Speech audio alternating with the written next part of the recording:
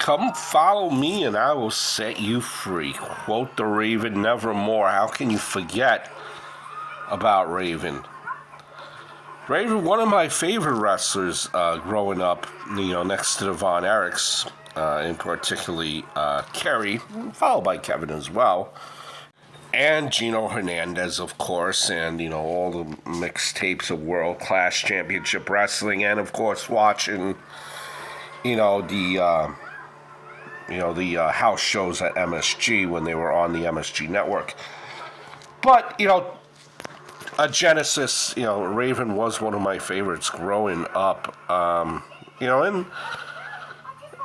Raven came, when I first was introduced to Raven was really, ECW and then WCW. How can you not like the Ravens flock with Sick Boy, with Hammer, with Riggs?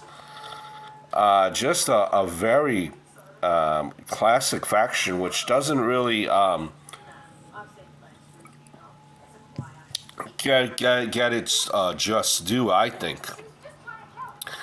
In all the wrestling journalists talk nowadays. But you remember even before then, just so you know how big and how popular Raven was in this flock.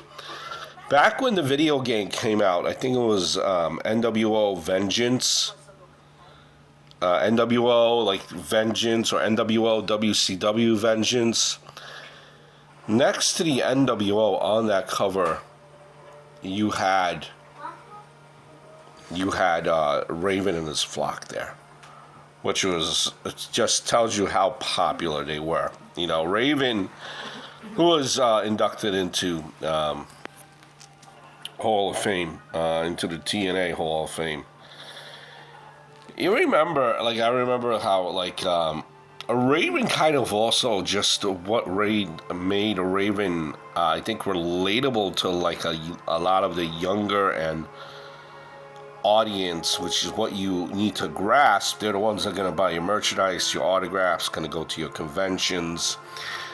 At that point, he introduced kind of his gear was all like grunge rockish, right? So just by that and alone, someone that's never been watching wrestling before sees his ring gear, very very rock grungy looking type of gear.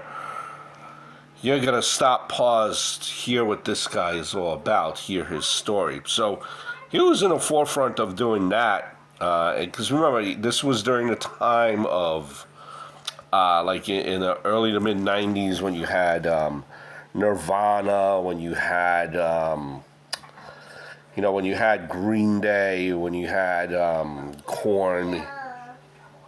In that era, he was really forefront, the pioneers in that area. So he, not only of his gear and his storytelling, memorable feuds with, Tommy Dreamer, Sandman, and ECW. Also,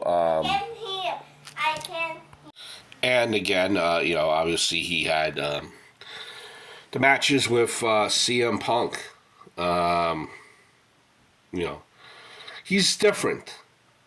He was different. He was not like the cookie cutter, every single guy that stepped in through the ropes looking the same, all jacked up to the gills. He was different, and that's what I think made him part of the attributes that made him, stay in the business for a longer period of time. Even back then, you watched him I remember tape seeing him Northwest Portland Wrestling, right? Scotty the Body. He was a jobber manager, but back then, kind of almost a Scotty Flamingo in WWE. But, you could tell that he was always